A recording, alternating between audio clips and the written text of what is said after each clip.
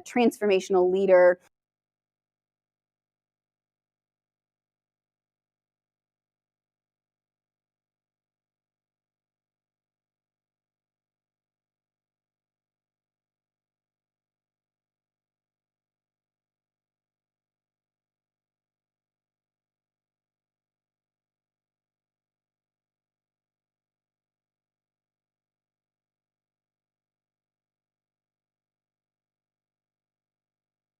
And I know folks in this room have put a lot more thought into being analytically and conceptually precise about that than a lot of the times that the term gets thrown around. But it is, frankly, I think Hal Brands talks about it being one of the messiest terms in international relations or security studies thought, because people use it in so many different ways. Empirically, right, the origin of the field has just tended to be dominated by books on Anglo-American grand strategy. So the grand strategy of the United Kingdom, the grand strategy of the United States, strategies of containment, right?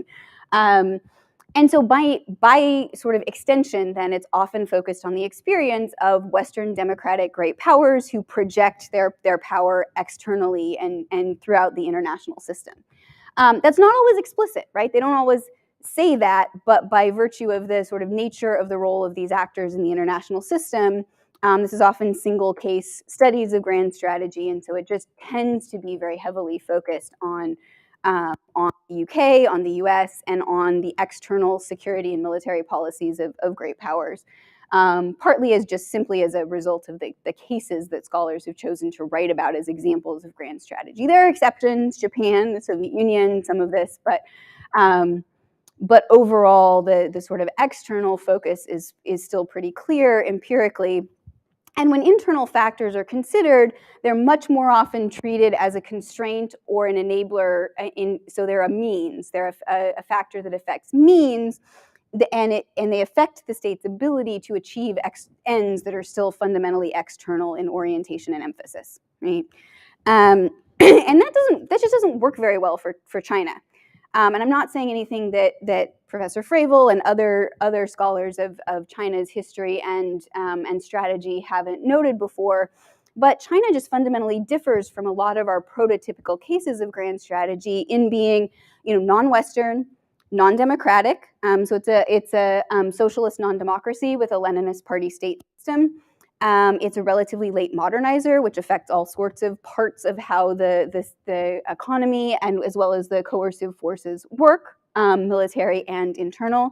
It's a revolutionary autocracy with a post-colonial element to its history as well, and a history of civil conflict in terms of its sort of the regime emergence, which means that there have always been really heavy demands on internal security from the time of the origin of the PRC.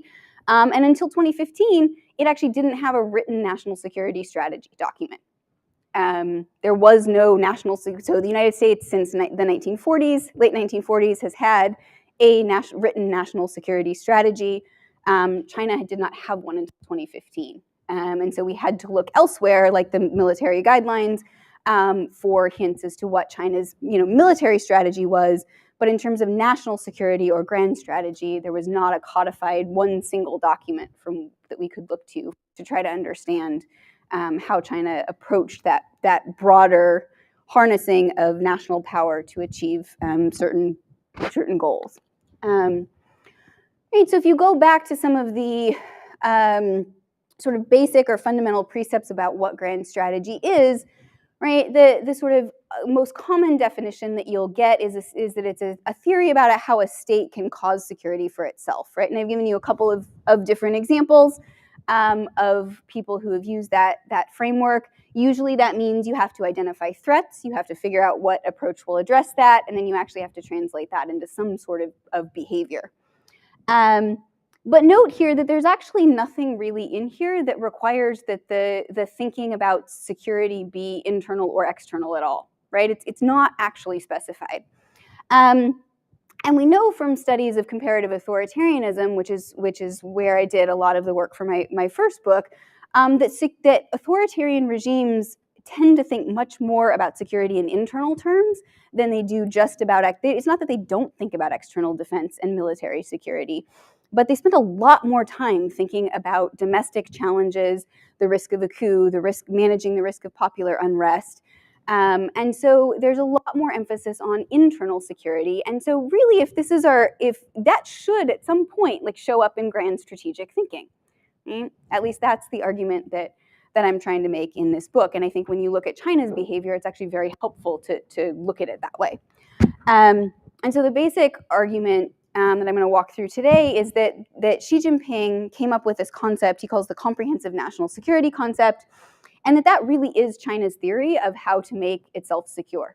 Now, the actor making and defining that strategy is the CCP. So it's a theory about how to make the CCP secure, not necessarily China writ large, and we can come back to that in a few minutes. But that essentially the comprehensive national security concept is a grand strategy in the sense that it's a theory of how to make China secure. And the objective of that strategy is regime security. The approach is a sort of preventive approach. And I'll walk through what that means because I think it has implications that are somewhat different than, for example, Jessica Chen Weiss's work, where she sees the CCP as fundamentally on defense. A preventive logic to your strategy can result in things that look more revisionist and potentially more offensive under specific conditions because of the use of this preventive logic to achieve these goals. So I wanted to try to be precise about whether or not there has been a change in the strategy and to lay out some conditions ex ante for how would we know if the strategy is new. And so drawing again on that literature on what grand strategy does, there has to be a change in perception of the threat environment.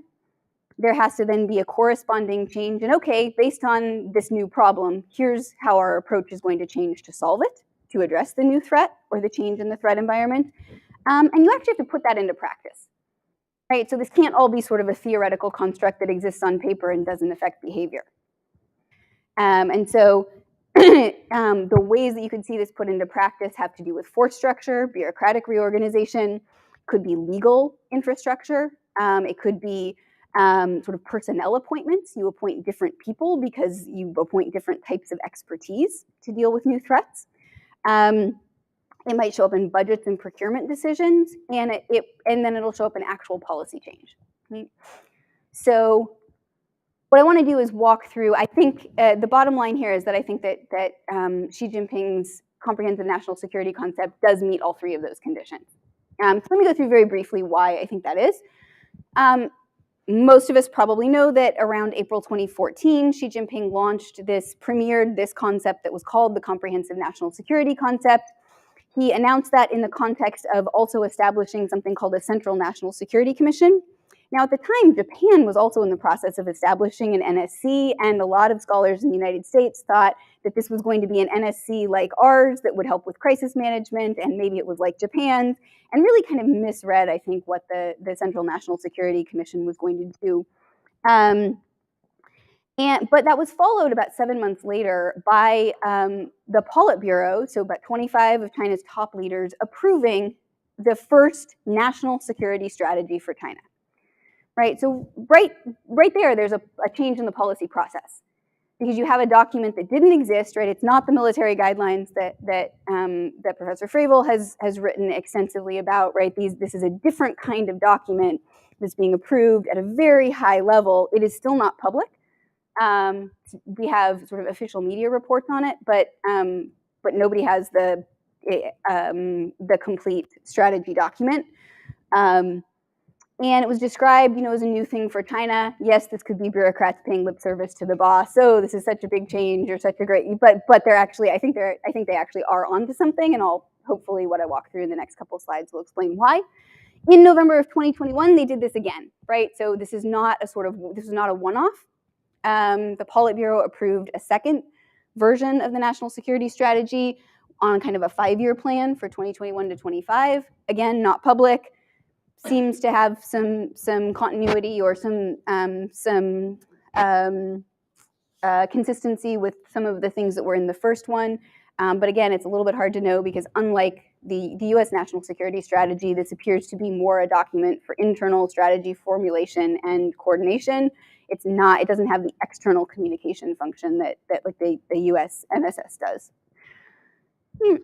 So Xi Jinping talked about how, and you've probably seen a lot of these things written about in various places, that China was facing the most complicated internal and external threat environment in its history. Not the worst, right? The CCP had the Long March where they were literally decimated down to 10%-ish of their former strength. They fought an actual war. It's not the hardest, but the most complicated. Right, and that's actually quite a statement for the CCP when you look back at its history. That is marked by increasing threats and challenges, and that internal and external security threats are interlocked and can be mutually activated, which I actually think is really important, and I'll come back to in a moment. There's this phrase, major changes unseen in a century, that Doshi's book in particular focuses a lot on. And originally that phrase kind of got interpreted as like a triumphalist, look, the east is rising, the west is declining, kind of China is approaching the center of the world stage, which is a phrase that appears in a lot of these passages. But when you read it, there's actually a much more there's a darker side to this, because it's a dialectical.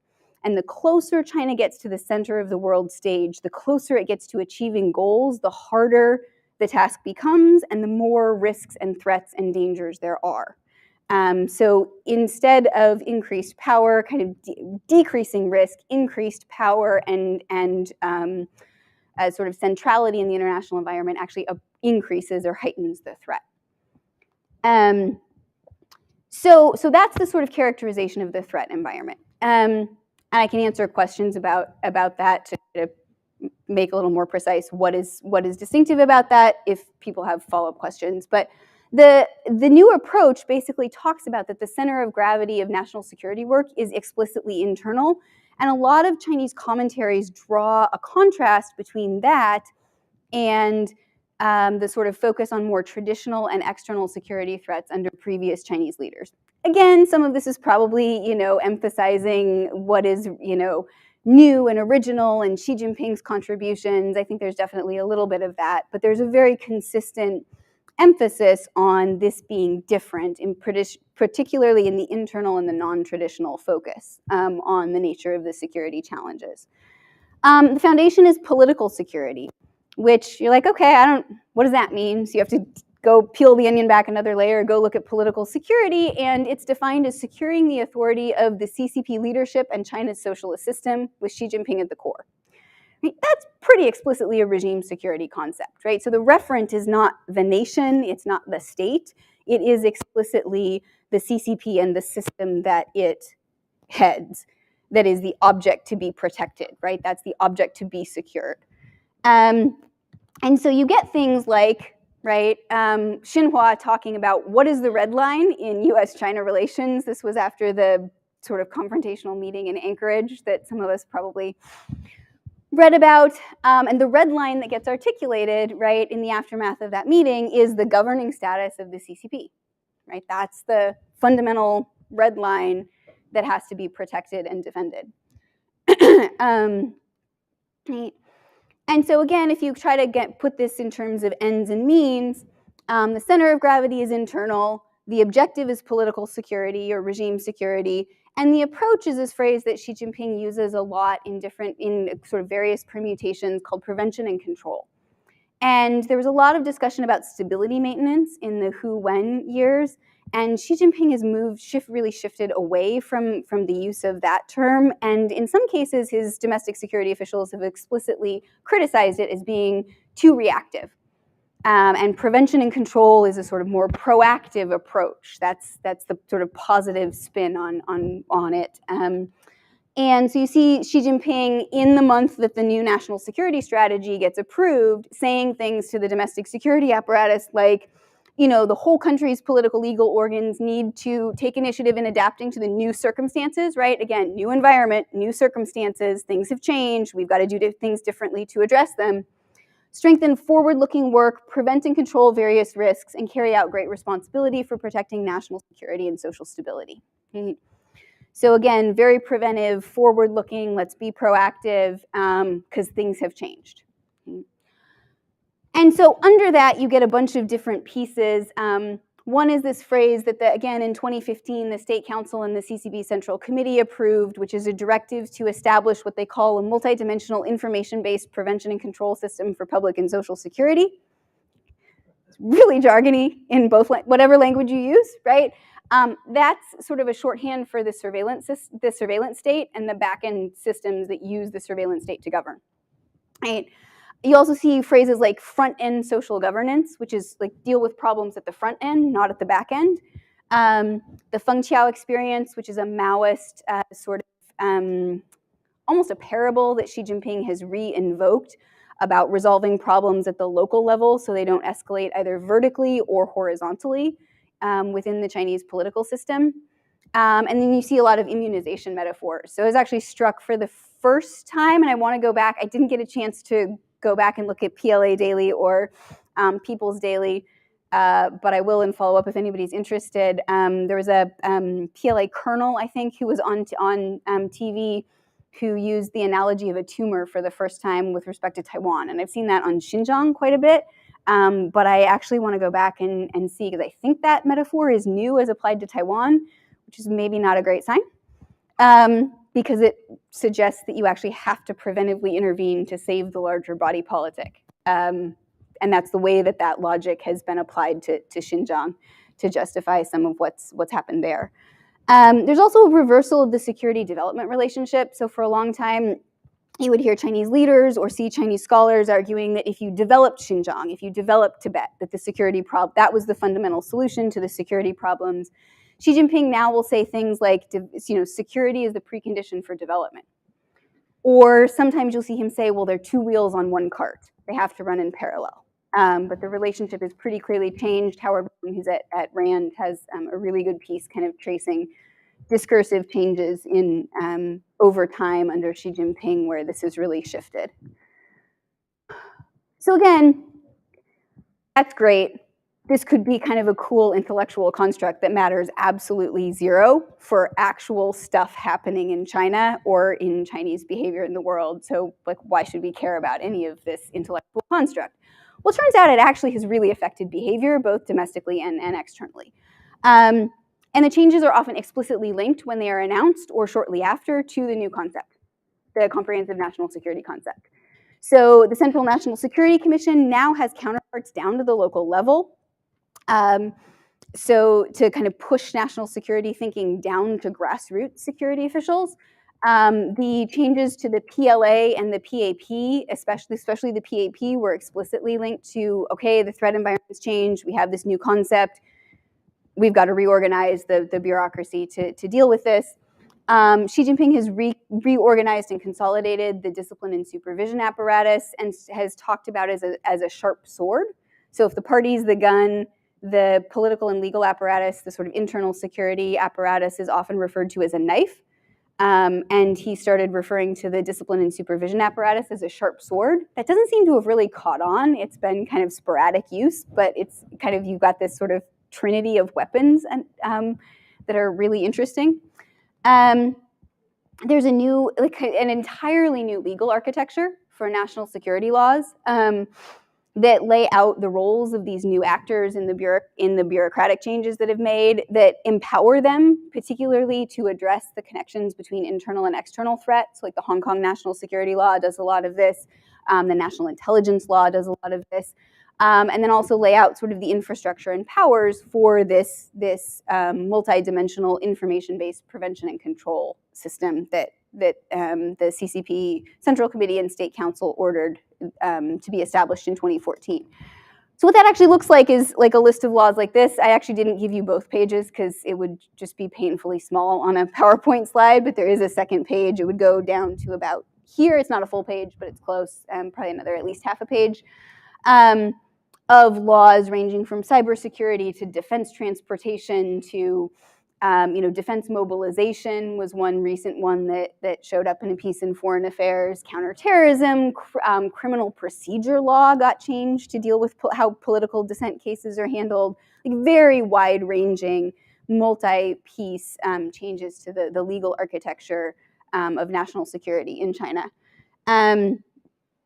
The budget really changed. So around 2012, 2013 is when the domestic security budget started to exceed the spending on the military and on external defense.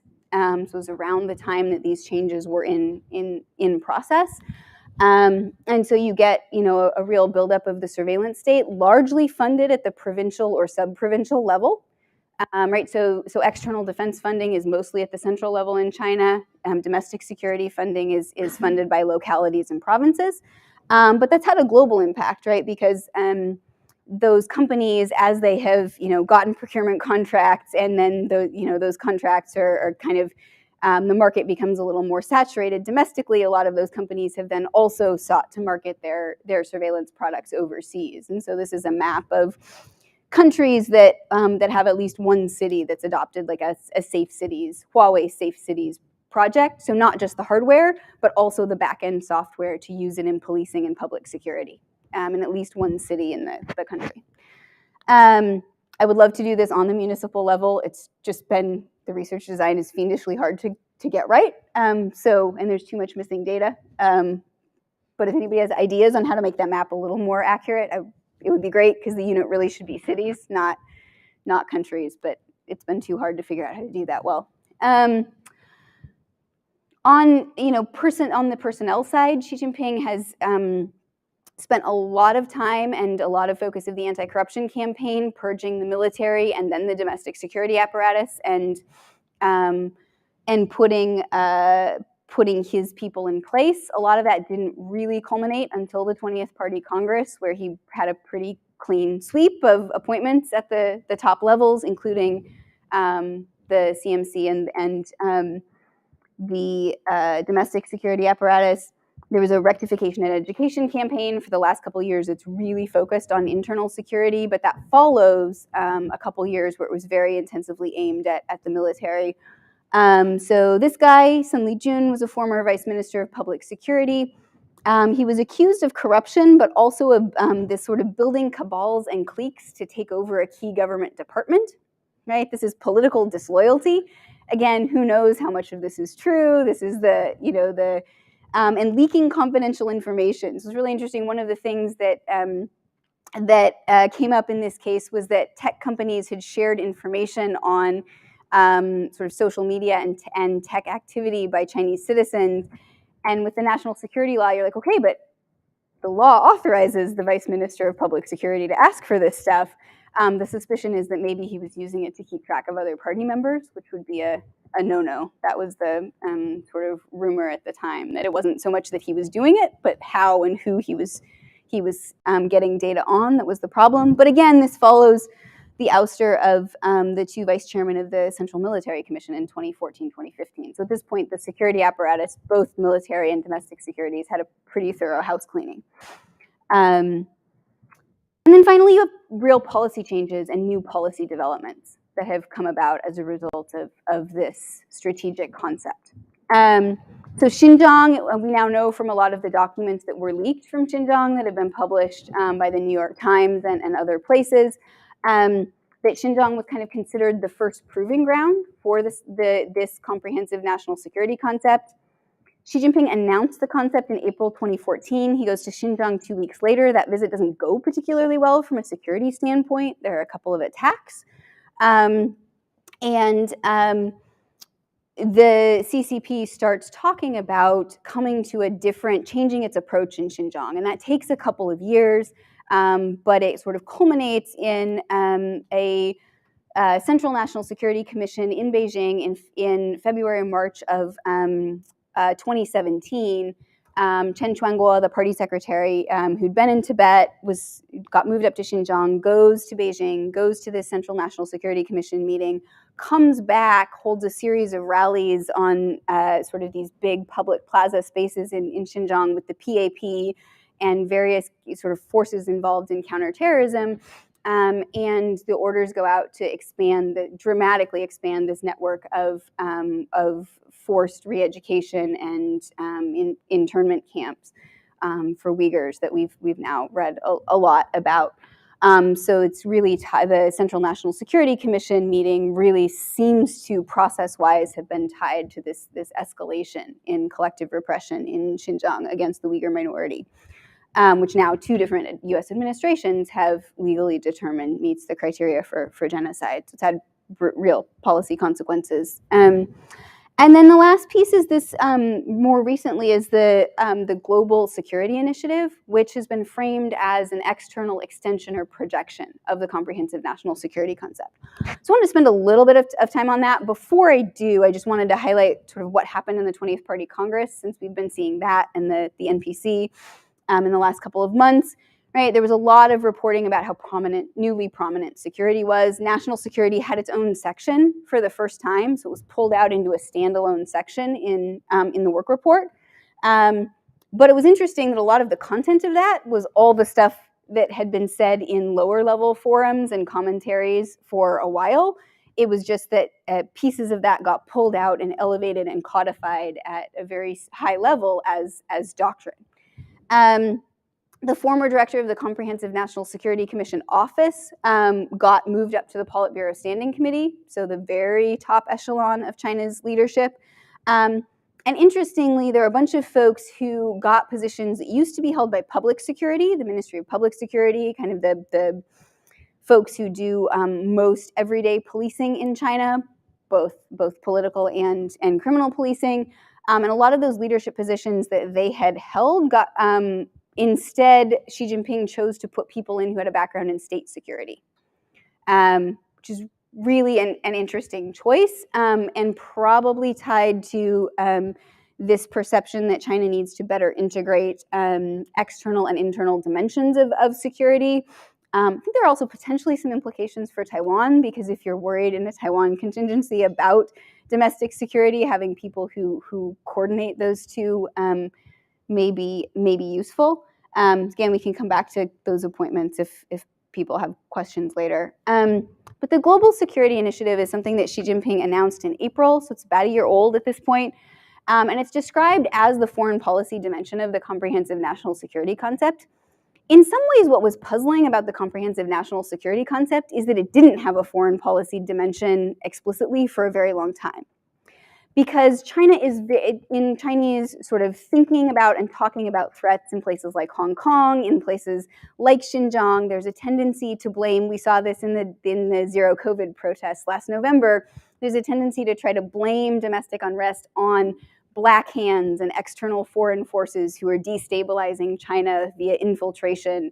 And so in some ways, right, if you have a preventive concept and you're supposed to go get problems at their origin, and you believe that some of your domestic security problems have an external motivating force, you actually have to have an external way of proactively dealing with the source of those problems. So in some ways, the surprise is not that Xi Jinping announced a global security initiative, it's actually intellectually that it took so long.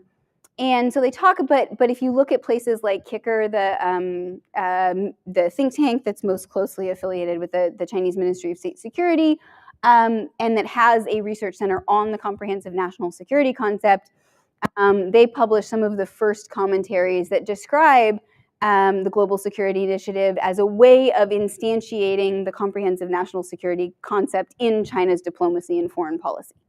Right? That it's a vertical continuation of the comprehensive national security concept into foreign policy, that it's a way to coordinate between domestic security and what they call the common security of the world, right? But it's the comprehensive national security concept functioning as a guide to China's diplomatic work, right? Those are some of the ways that GSI is described. Lots of people have noted that even the choice of the word for initiative, right? I think Taylor, you've pointed this out, right? The word for initiative is actually kind of vaguer than like plan, right? Or sort of, so, you know, one of the things that happened when this came out is people were like, this is really vague. We have no idea, like, what does this actually mean? But the same thing happened with the comprehensive national security concept. It was kind of a slogan and a concept, and being like, we don't know what's new. China's always linked external and internal security. Like, how is this new and different? I don't think this is going to change anything. And then it had all of these systematic architectural effects. So if that's the precedent, I think we could be seeing something similar unfolding with the Global Security Initiative. It's too soon to tell, right? Based on what I'm reading, I think it's likely to become sort of a way of systematizing and organizing China's foreign policy to harmonize it with the comprehensive national security concept. So I do think it will be transformative, but in more of a way that it's systematic, and it provides the organizing principles and intellectual architecture for linking domestic and foreign security policy. So not all of it is going to be new. You're going to see existing policies repackaged and brought in under this umbrella, along with some new initiatives and some new behavior. And like I said, it's kind of a necessary but heretofore missing component of this preventive logic that Xi Jinping has been articulating for a while. The preventive logic, external and internal are linked, but we don't have an external way of dealing with these things that are causing internal problems, right? That never quite made sense. And so this actually fills in a sort of logical gap in the strategic concept. One of its aims is to revise global security governance. So primarily right now that seems to mean two things. One is the use of international law enforcement cooperation at a much more active, proactive level to address non-traditional, what the CCP calls non-traditional security challenges. And the other is a push for revision of regional security architecture, particularly in ways that sort of bypass or are not dependent on the United States. So for example, on the internationalization of law enforcement, around 2017, Xi Jinping started exhorting the Ministry of Public Security and other folks to adopt a global vision in state security work. You saw, these are all sort of senior level public security officials using this language of prevention and control with respect to overseas security risks, talking about building new systems of public security international cooperation work, usually led by the party. And this, again, this blurring of internal and external. So there's a great quote that basically says, overseas is not extrajudicial, and physically escaping does not provide you a way out. It's actually, I haven't found a smooth way to translate what is a very sort of like striking, concise Chinese phrasing. But it's really interesting because it basically says, it doesn't matter where physically you are not outside the body politic. And we will apply these tools and this approach no matter where you are. So this is one of the big, it's now called the International Public Security Cooperation Forum, but it was called the Lianyungang Forum for a while. It's a police and law enforcement cooperation forum that China has organized. That's one of the sort of big institutional sort of convenings that China has initiated.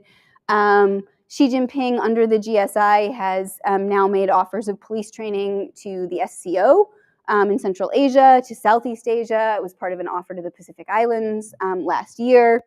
The GSI concept paper that the PRC released talks about training 5,000 security professionals, is the phrase that they translate into English, in the developing world. There's a pretty good report by Jordan Link at the Center for American Progress that goes through China's police diplomacy and how much that's expanded since 2012, in the last 10 years. And then the FBI has been warning for some time about what they perceive to be a concerning increase in transnational repression.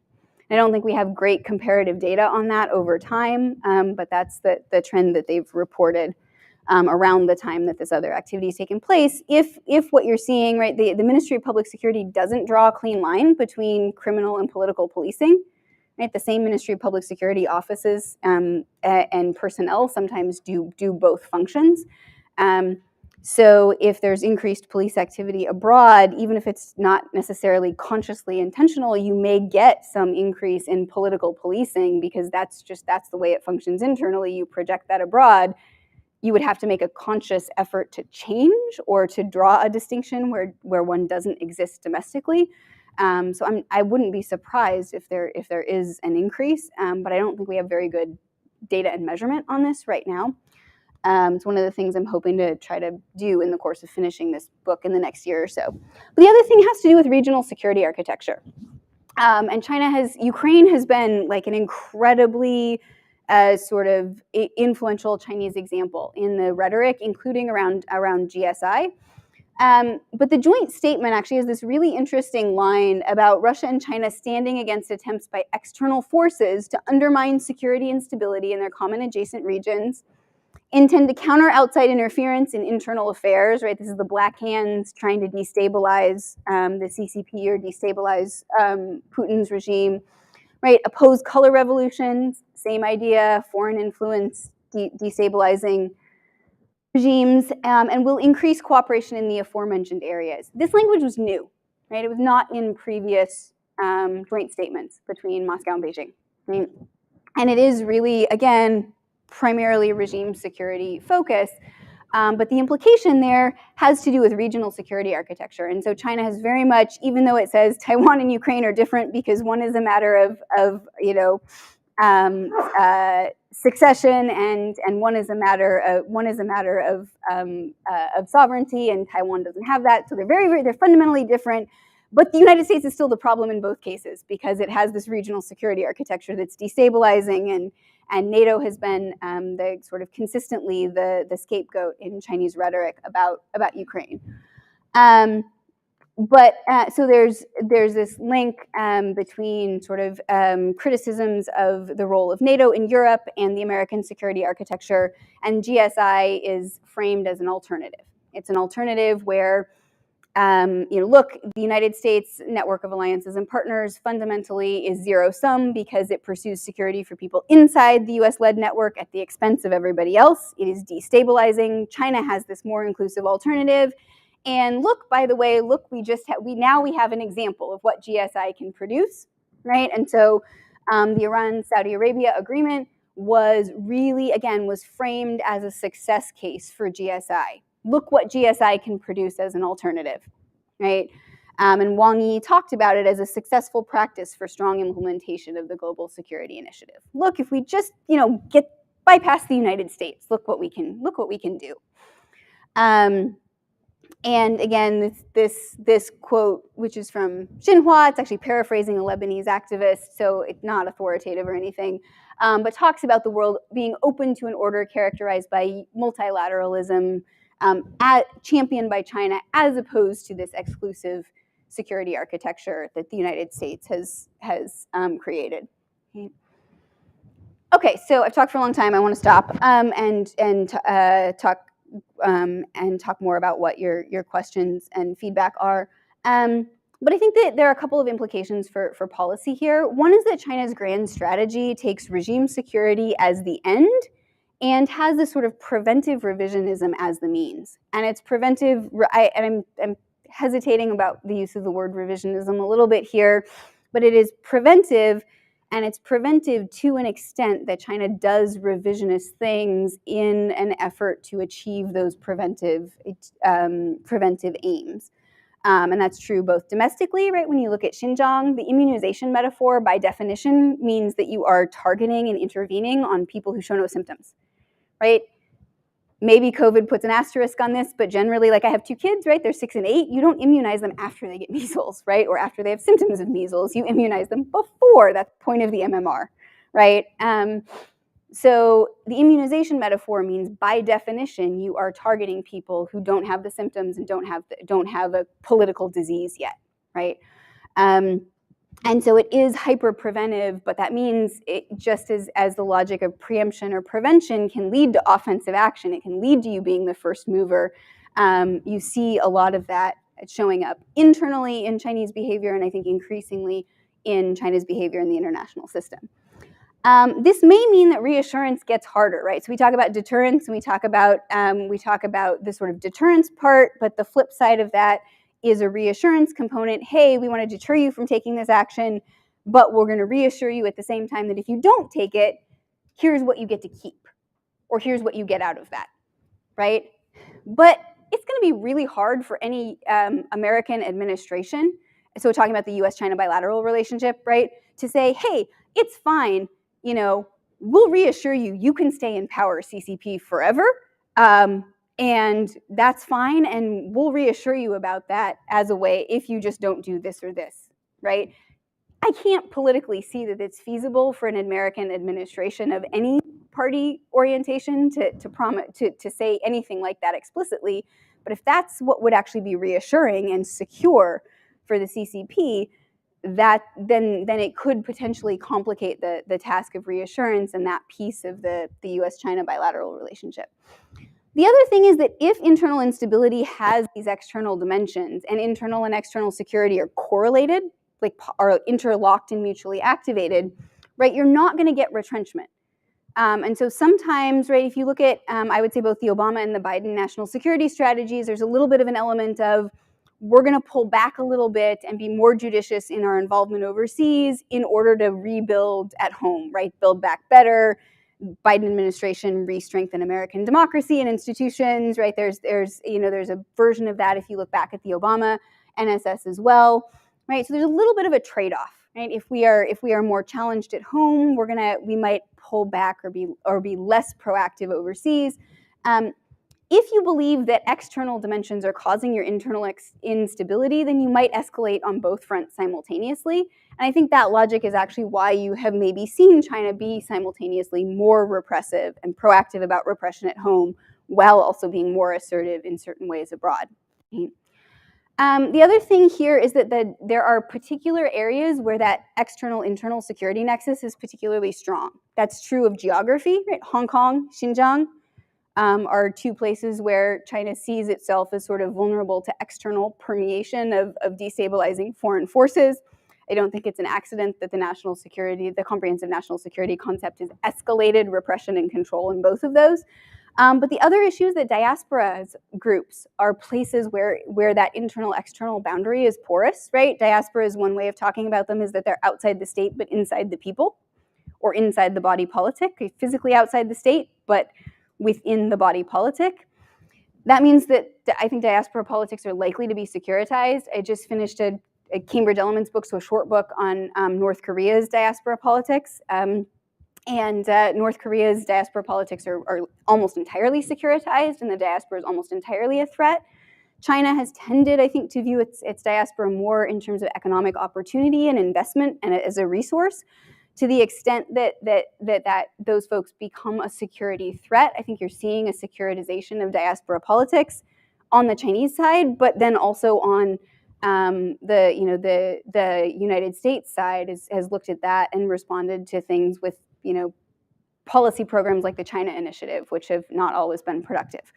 And so I think this question of, at a policy level, of how to handle the likely securitization of diaspora policy is going to be a really tricky one for the United States and other liberal democracies to grapple with.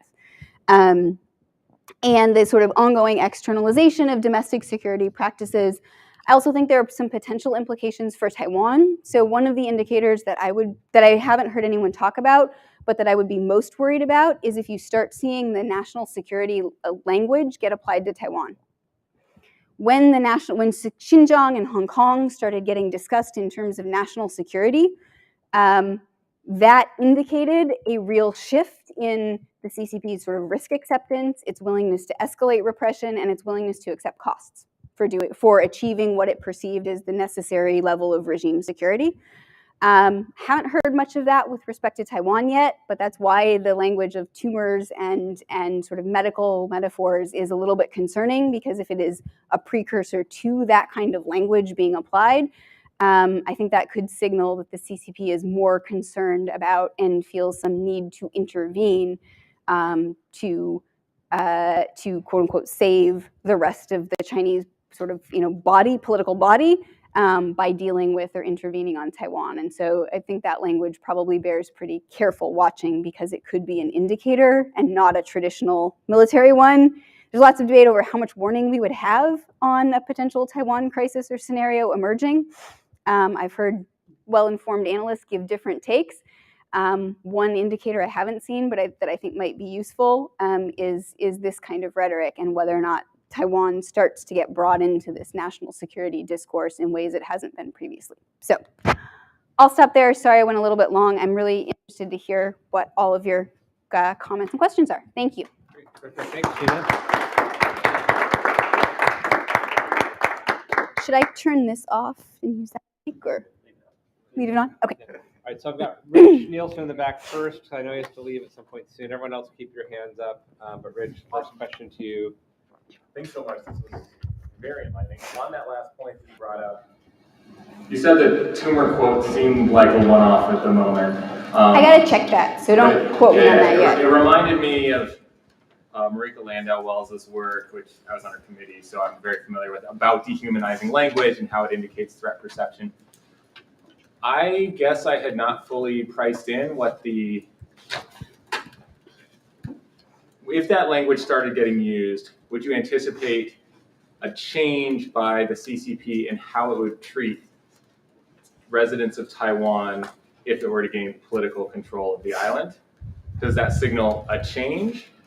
And does the political control, like that we've seen in the Uyghur regions, would that potentially be on the table for Taiwan, where it's not just decapitating the top, it's like everyone needs to go through some kind of re-education? Great questions. There's a couple of pieces. Do you want to collect questions, or do you want me? Okay. We'll collect later. Okay, I'll try to be brief. So I really like Landau-Wells's work, in part because I think it has a lot of applicability to China, because security is, in her framework, if I'm remembering it correctly, she talks about security not just as a matter of physical safety, but ideological contamination. And I think there's a lot of that applies to the Chinese case, particularly in Xinjiang, where the idea of a thought virus and political thinking that then had physical implications was, right, what is the tumor? It was in some ways more ideological. And the CCP actually, if you look at some of the think tank rhetoric, there's discussions about ideological security and early ideological warning mechanisms, and even the potential for there to be ideological security dilemmas between the United States and China. And I very much think actually that is what's happening, in that the CCP looks at the United States rhetoric of democracy, which we see as fundamentally defensive of and protective of democracy, and they see it as offensive and destabilizing toward China and toward the CCP. So I actually think that there's some real utility, analytical utility to that. In terms of application to Taiwan, the work report this past fall, I think for the first time, Taylor, correct me if I'm wrong, did not contain a provision and a promise not to station troops on Taiwan. Believe that was a change. Wasn't the work report? It was the white paper. It was a white paper, yeah. But yes, I'm sorry, yes. It omitted that previous assurance. So there had been a previous assurance: we will not militarize an occupation. It will be civilian. That's gone, right? And generally, Chinese policy discourse is formulaic and careful enough about wording that the omission of a previous phrase sometimes means something. And so I'd want to see maybe one more version of a white paper to see if to make sure that wasn't a one-off. But I think the absence of that is a signal. To the extent that there's some cooperation or lessons learned from Russia's occupation of Ukraine, I think it's maybe too soon to tell. But one of the things that I think is actually a really important question that I haven't had a chance to look at yet, but will probably be part of this project or some spin-off from it, is what, if any, contingency planning the PLA has done for the occupation of Taiwan, right? The kind of the day after, what they've learned from watching the United States in Iraq and Afghanistan, if anything, what they might be learning from Russia in Ukraine. What do they consider comparable cases? I don't know the answer to that, but I think it's actually a really important question to ask. And so I just started a research project that's looking at that. But I don't know that I have a good handle on what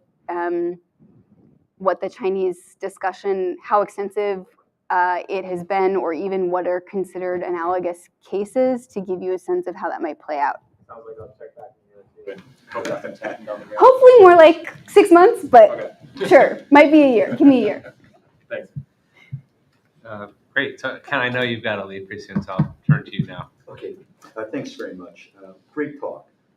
So you went over the relationship between security and stability very effectively, completely convincing. You went over the disease metaphors and fears of contamination. And my question really is on the relationship between these emerging explicit areas of grand strategy, although not public grand strategy, and old areas of grand strategy in economics. So if you look at the 5-year plans, you look at Chinese economic strategy, it's been out there, it's been explicit, and it's been very externally oriented, internal and external, with fears or possibilities of contamination very much a part of it because of the interaction. That also goes for the diaspora, which has been an element of the economic and educational grand strategy as well. So the question that I have is looking to harmonization, the word that you used earlier, but harmonization of national security strategy with pre-existing explicit elements of economic and educational grand strategy.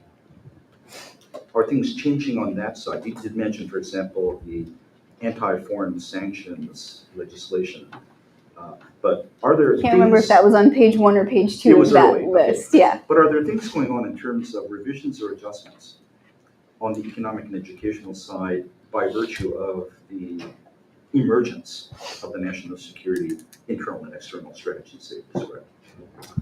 Yeah, so I think related to this, this potential inversion or change in the relationship between security and development is a willingness to bear higher economic cost or at least tolerate lower economic growth than we thought Chinese leaders were previously willing to accept in order to assure stability. And my read of the zero COVID decision making is that essentially that was the thought process, that the risks to stability were judged to be too high to do anything other than continue on the zero COVID path. What's kind of interesting then is the sort of sudden change or reversal of that, which appears to have caught all sorts of people in and outside China off guard. I think that may have to do more with the very highly personalized, increasingly personalized nature of decision making in the CCP. But I think overall, what we've seen is I'm not an economist, so I hesitate because my prism tends to be what is the national security logic of these economic policy changes, which means I might not sort of systematically check whether there's an economic logic to them. So with that caveat, I think some of what we've seen is a willingness to just accept lower economic productivity, lower costs, lower growth in areas where it's deemed important to regime stability. So, for example, the sort of regulation of the tech sector, which could really stifle innovation, the tightening political control at universities across China, right? These are things that generally we think maybe aren't great for innovation and economic growth, but that seem to be being done for reasons of sort of prioritization of stability. Stability over alles. Possibly. Thanks very much. I think too on the educational part, there's been a really active effort to bring, to recruit people back through various mechanisms. Xi Jinping has talked particularly about AI and tech talent as a sort of a really important national imperative, and so I think there is a sort of personnel and sort of human capital element of that is interesting and potentially kind of cuts against, right, then creating an environment that is not as conducive to innovation once people do return in either the private sector or or university research. And so I can't pretend that it's entirely coherent, but I do think a lot of the economic policy changes seem to be in the direction of prioritizing stability and being willing to bear higher, at least than previous, economic costs. Thank you very much. I know we don't like to compare or talk about Xi Jinping and Deng Xiaoping, but in 1989, right, Deng Xiaoping said stability above all else. So there are some eerie parallels. Even the context is totally different, right? Yeah. Renata. Yes, thanks for this really interesting talk. And I guess I have just one question that kind of came out. So as you were talking about this problem that's fundamental to authoritarian grand strategy or to Chinese grand strategy, which is that of dealing with internal threats as sort of the primary threat for regime security, but also external threats. And so, the way you're describing the approaches to both, it's preventive revisionism.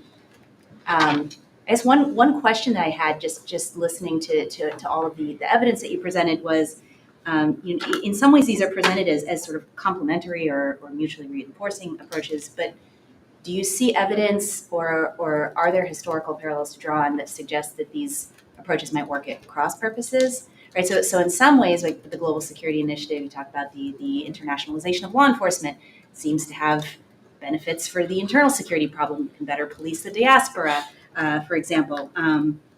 But could we think of these approaches maybe working at cross purposes, like so in Xinjiang, for example, repression? You mentioned policy consequences, right, leading to exacerbation of or further straining of relations with the West, right? So that's maybe an example where it's working at odds. And so I guess just like to what extent are these approaches complementary, or do they actually create tensions or new problems for China to solve, which maybe then could be exploited from a U.S. national security thinking? I just would love to hear a little more about that. Yeah, I think that's a great question, and one of the things that I think is to some extent puzzled external observers is that China doesn't seem all that receptive to whatever international costs it is accumulating to some of its more assertive policy decisions, whether that's in Xinjiang or some of its foreign policy pieces. I know when the limited number of times I've been able to sort of try to talk to counterparts or Chinese analysts about Xinjiang in particular, hey, this seems like this is having some cost. Like, how do you, the sort of the official narrative in Xinjiang is that the policy's been successful. And so if you pose a kind of open-ended question, okay, how do you define success? Because seems like this has had some real external costs in terms of sanctions, in terms of some global backlash, albeit not universal. There are countries that have been supportive of China's policies in Xinjiang, right? These competing letters that get circulated at the UN every once in a while. And the metric that comes back is there haven't been any major attacks in 5 years, or X years, right? I think now it's 6 or 7, right? And that's the metric we care about. Right, so there's a very clear prioritization of an internal over an external metric. It's not that the awareness of a cost doesn't exist; it's just secondary to a different metric, and that's been pretty consistent, at least on Xinjiang. I think one of the questions, big unanswered questions about the Chinese political system right now, is how receptive it is to negative feedback on anything. Right, this is a pretty common issue with authoritarian regimes. Most of us have probably seen that infamous scene in Downfall that gets parodied all the time, where Hitler's generals are trying to tell him that he can't do what he is ordering the Nazi war machine to do, and he kind of loses it. Right. You look at Putin's invasion of Ukraine; it's like a textbook case of some of the pathologies of authoritarian military management, right? Caitlin Talmadge's book on this, I think, is pretty superb. And so, one of the questions is, given the nature of decision and the structure of decision making in China today, can anybody deliver negative feedback and have it alter the system? And I don't know that we know the answer to that. It seems like the answer might less and less often be yes, right? Or more and more often be no. So what kind of feedback the Chinese leadership and political system respond to is unclear, at least to me right now. I'd welcome other folks' thoughts on that. In terms of historical parallels, I don't know. I'm actually grappling a little bit in this book project with how much to make a broader argument about authoritarian grand strategy, and is this sort of fundamentally a claim about authoritarian grand strategy? Because the argument about prioritization of internal security would seem to potentially apply to a broader set of regimes than China. I have been so busy trying, and Xi Jinping keeps coming up with new parts of this whole concept that are a full-time job to keep track of. I'm having trouble getting the space to think and go back and look for comparative historical examples. But that's I'm on leave to try to finish the book in the fall and hoping to have a little bit of chance to answer that question, because I do think it might provide some really important clues to your question. I just don't think I can answer it well right now. Sorry. Dr. Burdett. Thanks for the talk. Really enjoyed it. I'm curious to get more of your thoughts on whether this black hand concept, that there are kind of external actors behind this domestic dissent, domestic problems, how sincere that belief is versus how politically instrumental it is, that it's easier to blame other people for your problems, and probably also delegitimizes the real domestic grievances as being kind of foreign agents. And it's reminded me a lot of the Soviets doing the exact same thing as one kind of comparison.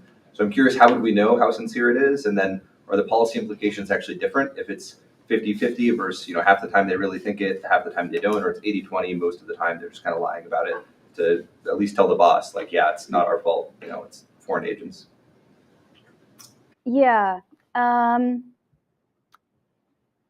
This is probably not going to satisfy you, but I'm kind of agnostic on the answer to that question, because ultimately I don't know. It's hard for me to figure out how I would objectively or falsifiably test the level of sincerity of a very complicated policy ecosystem. So I guess the way that I think about it is I do think it serves instrumental purposes in trying to delegitimate domestic grievance and domestic calls for policy change, right? So one of the sort of widely circulated clips during the zero COVID protests was that there had been some attempts to paint zero COVID as fomented by external actors and foreign forces, anti-China foreign forces, and you actually saw the protesters sort of explicitly respond to that, and they were like, "What foreign forces? Marx? Lenin? Like, those are the foreign forces I see in Chinese society today," and that's not what this is about. It was interesting how explicit a counter narrative there was. Again, isolated clips on the internet, probably not representative of protest discourse or state response. But that moment struck me as very interesting because it was the protesters, I think, seeing a need to counter that narrative of delegitimization. If you go back and look at Chinese analyses of the fall of the Soviet Union, which seemed to shape Xi Jinping and the party's thinking quite a bit, there was genuine worry about peaceful evolution, about the role of the Catholic Church as a transnational actor in toppling communism, of other, if you look at the Chinese rhetoric about color revolutions, about their concerns about the Arab Spring, there are other examples where they are clearly paying attention to what the mechanisms of foreign influence are. And if you look, for example, at Xinjiang, right, some of the concern was about apps and social media were that they were enabling foreign content, ideological content, to get into Xinjiang. And that some of the concern was about reverse diffusion, both ideologically, but also potentially of people who had the knowledge from Syria and other parts of the Middle East of how to potentially attack China more capably than the weird folks who were dissatisfied had been able to do. It is a little bit tricky to try to assess whether that's sincere, because I think there's you have to be really careful. Sincere implies a sort of legitimacy to the thinking that I think makes it unhelpful for policy discourse. So I think that the CCP really perceived real threats in Xinjiang, but I think the threat perception was really out of touch with objective reality. I think the nature of authoritarian systems has to do with misrepresenting, distorting, and exaggerating threats in systematic ways. And so sincerity doesn't, I get concerned about the language of sincerity because there's a normative implication to sincerity. Like, they really believe it, so therefore somehow does that justify what happened in Xinjiang? Like, no. So explanation versus justification, I think you get into kind of a slippery slope when you think about sincerity. I do think the perception of some of these threats is real in certain parts of the Chinese security apparatus and security thinking. But when you set up a system that gives you that sort of systematically gives you bad information, it's and leads to threat inflation or exaggeration. I guess and maybe this sounds like I'm splitting hairs on word choice. I think some of those threat perceptions are real, but they are divorced from reality, and that doesn't, to me, really let the people making those decisions off the hook from the consequences and the fact that they're responding. The language of the UN human rights rapporteurs was grossly disproportionate, with grossly disproportionate repression and violence, right? And so, in some ways, I don't know how helpful it is to think about sincerity in that context if it given the disproportionality of the response. Does that make sense? Yeah, I mean, I think you could frame it without sincerity and without normative implications, right? And I think that I think the answer to the first part of the question is you can't falsify it. And so I guess if you think that regardless, the policy implications are the same, whether people are doing this instrumentally versus real threat perceptions, regardless of how well-founded, right? I guess that's like, if you can't falsify that, but there's no real difference in terms of the policy implications, then the inability to falsify probably matters less, I guess. But I don't know if that is the conclusion of the second part of the question. I would want to think about that a little bit more. I mean, because the policy response depends on a set of normative and value judgments, not just sort of analytical conclusions. So I would, the answer I would be giving would be not just an analytical one. And I would want to think a little bit more about how to answer, are the policy prescriptions the same? Probably depends on who's prescribing the policy. I think you would get people who work on China policy who would say, no, if these are sincere, then you should go try to educate people about what the objective level of threat is and make them see that this is not objective.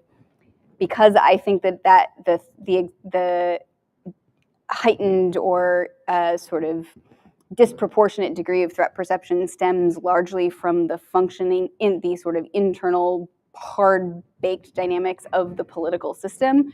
I'm not sure that kind of, like, let's educate China on how it perceives threats, because we can convince them to see their national security threats differently than we do. I'm just not convinced that conversation is going to be productive. But again, that's a more, I think it depends a little bit on what you think not just on whether or not you think these are real beliefs, but whether they are alterable through various policy tools. And again, that's just a complex enough question. I'd want to think through it before I try to give you a definitive answer on the spot. I'm going to start grouping questions now. So first pair will be right here, Dick and Eric. So I'm going to ask your questions and I'll turn it back to you, Sheena. Good, thank you. That was a terrific presentation. I learned a lot. And in particular, I appreciated how the implications for policy followed your presentation so closely. In particular, the one bullet point that pointed out that GSI may complicate the task of reassurance in bilateral relations. And in particular, that built off of and leveraged off the securitization of the diaspora point, which is, actually, I find it hard to imagine a hotter button topic than that potentially. It's sort of it's right out of the Saudi playbook in a way, right? So, so this question of extraterritorial reach and is very sensitive, and I'm wondering if the only response that you identified in the talk was that the FBI issued warnings. But I guess I'd like to push you a little bit on that and ask if both U.S. unilateral and U.S.-led or non-U.S.-led multilateral discourse has changed as a result of a recognition that China is actively securitizing its diaspora because its diaspora is large and global. And that has got to concern, it seems to me, policymakers everywhere. And I wonder if you could say a little bit more about what kind of pushback is possible and what kind of pushback has already occurred. Great. So I'll second that. Fantastic talk. Thank you very much. So the primacy of domestic security and regime security, that's longstanding, hasn't changed, but this new emphasis on immunization and this proactive approach has, or at least the extent of emphasis on that.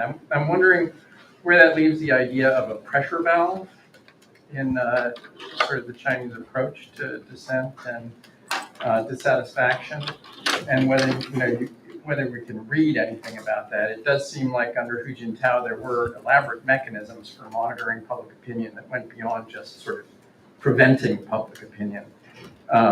And now we have, this history under Xi Jinping, and I think an example of failure with the zero COVID policy. And, the first sign you get of it is sort of an explosion. Maybe not the first sign we saw, but certainly Xi Jinping does not seem to have reacted to whatever signs he was seeing. So anyways, is there any discussion of this that's explicit? So where does that leave China? Yeah, let me tackle that second question first. So I wrote a short piece for the Journal of Democracy on the zero COVID protests as a failure of this model of prevention and control.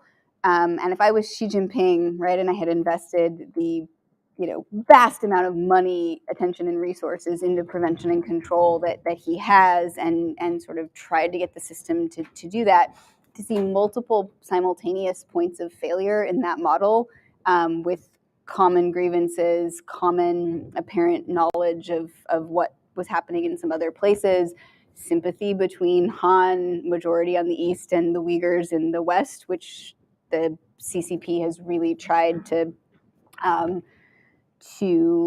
prevent from happening. Right? So if you look at state media coverage, and I have experienced this in conversation with Chinese colleagues and friends, right? The portrayal of Xinjiang as a dangerous, unstable, unsafe place. That framing effort, I think, has been very strong. And there's a book by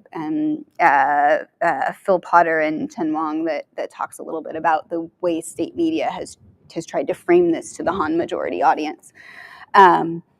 But so I think one of the consequences of having a system that deters people from of a surveillance state, if you convince people that it is omniscient and all-seeing, one of the consequences is that they're deterred from doing things, and you may actually get higher levels of preference falsification, which means that the Chinese political system could actually be becoming potentially more vulnerable to the kind of cascade that you saw in zero COVID. Right? So ironically, this could backfire by heightening the level of preference falsification and making it harder for the regime to detect the true level of dissatisfaction in society. And I just think that's like a ironic consequence of kind of the nature of authoritarian surveillance and repression, that it could actually contain kind of the seeds of its own downfall. I don't know for sure that that's what will happen. Nobody knows. I don't think anybody knows, but I think that's a possibility would be kind of tragically fitting in some ways, or not tragic, but kind of ironically appropriate, I guess. So that's the sort of short answer about the lack of a pressure valve and what that could actually produce in terms of the preference falsification detection. On the diaspora issue, yeah, I actually think this is going to be one of the hardest issues for liberal democracies to grapple with, because to the extent that and Xi Jinping will use this language, which Hu Jintao used some of, but Hu Jintao tended to specifically attach it to Taiwan. Xi Jinping has kind of generalized it a bit. All the sons and daughters of the Chinese nation have an obligation to work for national rejuvenation, is the language he's used. I think an unhelpful response to that is to treat members of the Chinese diaspora like they're all potential CCP agents, right? Which is a little bit of some of the rhetoric that we've seen in the United States and elsewhere. I think that's kind of exactly the wrong response.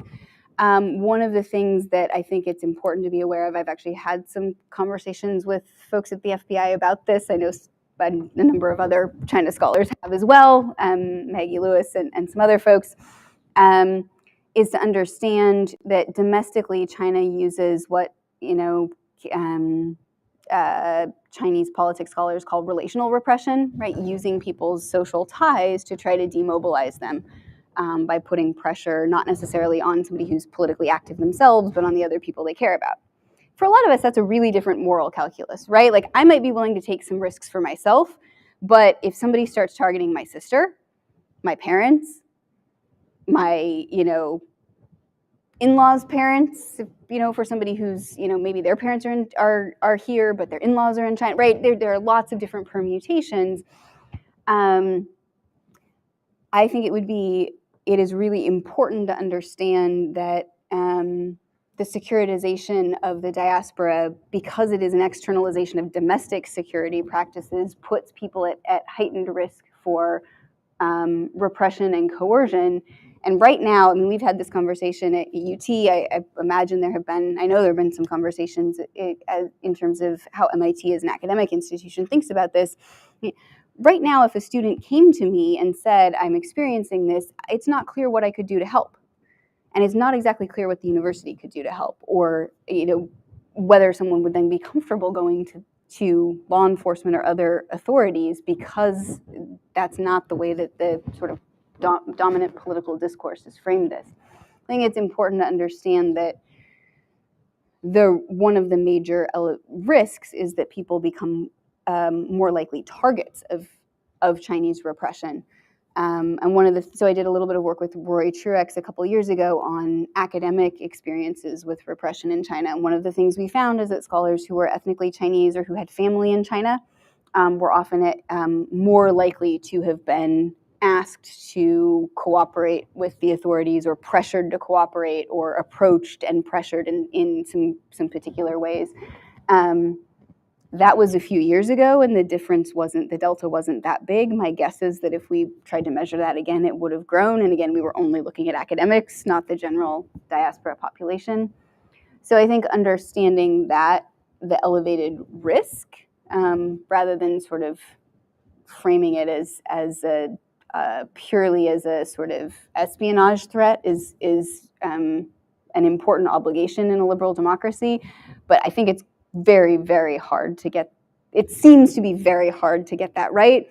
And Dan Slater and Ian Johnston and others have pointed out that the potential for U.S.-China conflict to be racialized in ways that had to have a really disturbing precedent in World War II, in the Pacific War, that there are identity differences there that could lead to more dehumanization, that I think as a liberal democracy, the US and other liberal democracies really need to start thinking, are overdue in thinking really carefully about what our obligations and policy responses are. And I just think that almost I don't know of a country right now that is where I think it should be in thinking through and formulating effective policy responses. So our next group will have 3 people. We've got 3 minutes left. So short questions, please. Raymond, you get the first question at lunch, since you are not. Well, you're off the list. So Jonathan Camerly, Diana Ju, and Wright Smith. Over to you guys. Hey, Sheena. So real quick, perceived threat to regime leads to changing grand strategy, which makes me think, well, what are the causes of the perceived threat to regime? And then you give this really depressing dialectical that the better it gets for China, the more scared they become about the regime. And so I just want to think, well, what can I do about that? What are the other factors that affect this? Is this sort of a structural thing that's inevitable? How would you weight this dialectical against other both pro and good and bad influences on regime security? Yeah.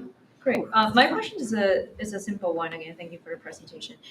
What level of analysis do you think the explanation is for your theoretical argument, which is the internalization of grand strategy, at least in the case of China? Do you think that it's the individual, like Xi personally drive this change, structural, systemic level, or state levels, regime type, bureaucracy, state regime survivorship that drives this change recently? Right. I was wondering if there's this kind of explicit linkage of the internal and external security apparatus kind of goals carries over into the bureaucracies, and how it might impact sort of bureaucratic relationships between internally focused agencies and externally focused entities. Yeah, it's a great question. Okay, so why did the threat change? In China's case, I think and this gets to Diana's question as well, I think there's an interaction between Xi Jinping as a leader and the system that selected him. So I think, the the party selected Xi Jinping to do certain things that they thought had not been done under Hu Jintao and Wen Jiabao, right? So I think there was a sense that, right, but then it's not clear to me that people knew exactly how much Xi Jinping would consolidate power and what he would do with it. And I do think his individual threat perceptions seem to shape things. So one of the conclusions I drew from my first book is that individual leaders' threat perceptions really do seem to matter. And I don't know how we, right, in the way that I looked at that in my first book was to look at people's private papers and try to compare that with some of what they'd said publicly and try to figure out what their actual threat perceptions were. I don't know how you do that with Xi Jinping, because you would literally like maybe have to put him in a therapist's office or like interview him in a way that I don't know that we could ever do. So I do think the individual matters here. I don't think Xi Jinping came out of nowhere, right? He was chosen by the party to do certain things. I think he's kind of run away with that a little bit. So I think there's a little bit of interaction, and he's also then changed the political system, right? So he has personalized power more, and so that there's an interactive kind of reverse causality effect there that I think is hard to disentangle the system from the person running it, and the way the person running it can change the system itself, the domestic system itself. So I think there's probably a longer conversation about why the threat perception changed, but I'm mindful that we're out of time, so I'm going to stop there, and I'm happy to pick it up again later. On the internal and external sort of bureaucratic coordination, the PRC still seems not good at this, right? And so I remember there was a piece that talked about was the sort of balloon episode, a failure of the Central National Security Commission, because wasn't it supposed to coordinate internal and external security? And so why didn't it do this coordinating stuff? And why didn't they realize that it would have this blowback effect? And the foreign ministry seemed out of the loop. And like, why wasn't the NSC doing its job? And again, I think that assumes a role for the NSC that is largely about coordinating. So I don't think that the foreign ministry sits on the Central National Security Commission because it's supposed to harmonize internal. I think it is supposed to harmonize internal and external, but in order to get the internal stuff right. So I think the foreign ministry is there to give input about when foreign developments could have domestic security impacts, not for the internal security people to formulate foreign policy. Right? I actually think the directional arrow goes the other way. So I think it doesn't do a lot of coordinating on the foreign policy side, except at when foreign policy has domestic implications, which is different than it having the purpose of coordinating foreign policy. And it doesn't seem to do that, and the system still seems to have a lot of problems with coordinating among various actors that collectively comprise and execute Chinese foreign security policy. Still doesn't seem to me like a coordinated or a coherent policymaking apparatus, which has been a problem well before Xi Jinping, and people kind of thought that the Central National Security Commission might resolve that. It just doesn't appear to have done so, because that's not what it was designed for. It was designed for a much more internal purpose. That's my read of it. Wonderful. I'll stop there. Please join me in thanking Sheena for a terrific talk. Those were great questions. Thank you. Which I could not answer. No. At least some of. But I will take them away and think about them for the book. That means they're good questions. Yeah, they were.